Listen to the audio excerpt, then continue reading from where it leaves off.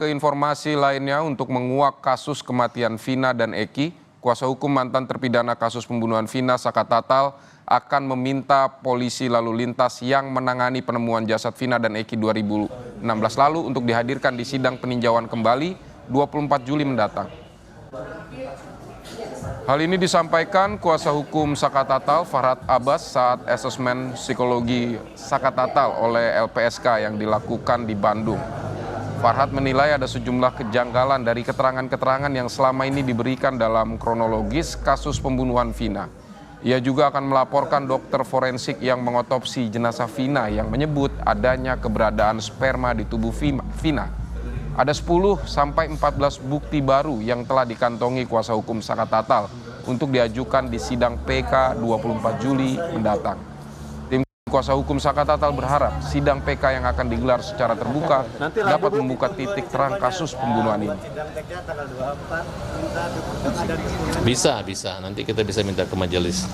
Karena ini kan menyangkut ketelitian, kehati-hatian juga.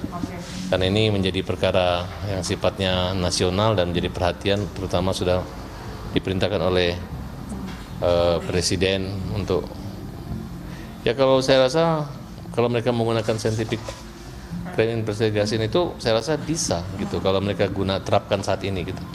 Terus kedua, mau menggunakan keahlian bagaimanapun selama masih digunakan penyidik kemarin, kan ini yang nangkap ini jujur aja itu penyidik yang menyidik itu bukan mereka. Yang nangkap itu kan Rudiana dan penyidik Cirebon, tapi yang menyidik itu sampai P21 menuju ke jaksa itu adalah penyidik di Polda Jawa Barat. Saka Tatal pada Jumat kemarin menjalani pemeriksaan psikologis oleh LPSK. Saka diperiksa selama 12 jam oleh 2 psikolog dari LPSK, dimulai dari pukul 10 pagi hingga 22 malam. Pemeriksaan psikologi ini merupakan bagian dari proses yang dilakukan LPSK pada pihak yang akan didampinginya. Hal ini dilakukan untuk mengetahui kondisi psikologis dari Saka Tatal pasca diduga menjadi korban salah tangkap dan telah dipenjara selama 5 tahun.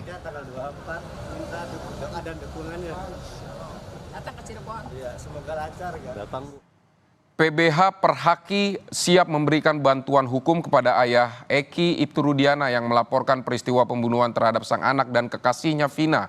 Perhaki menilai Rudiana berhak mendapat bantuan hukum karena sebagai pelapor dan orang tua korban, Rudiana dihadapkan pada masalah hukum.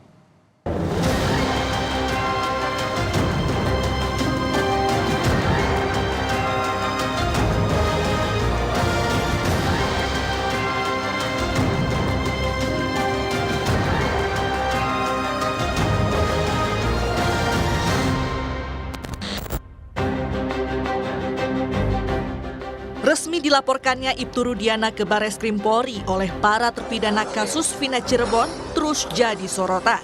Lantaran ayah Eki itu tak jua muncul ke hadapan publik, meski kasus ini telah menelan nyawa anaknya sendiri.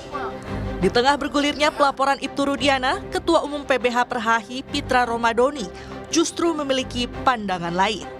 Ia menilai Rudiana berhak mendapat bantuan hukum karena sebagai pelapor dan orang tua korban, Rudiana dihadapkan pada masalah hukum.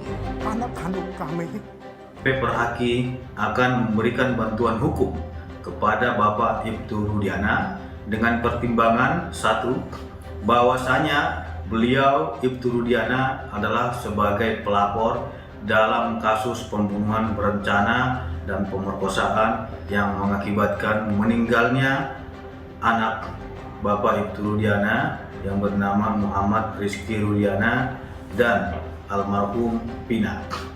Yang kedua, beliau selaku korban saat ini sedang memperjuangkan keadilan dalam memberikan keadilan kepada korban.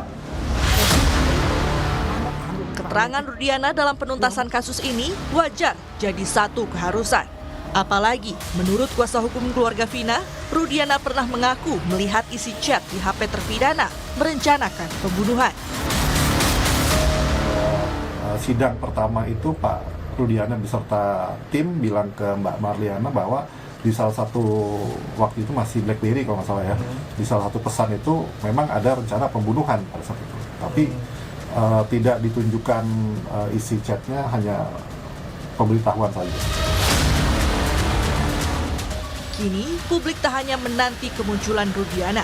Upaya pemeriksaan ulang yang dilakukan pihak kepolisian termasuk membuka rekaman CCTV saat pembunuhan Vina terjadi, jadi harapan baru hingga akhirnya kasus ini bisa terang benderang. Tim Liputan, Kompas TV.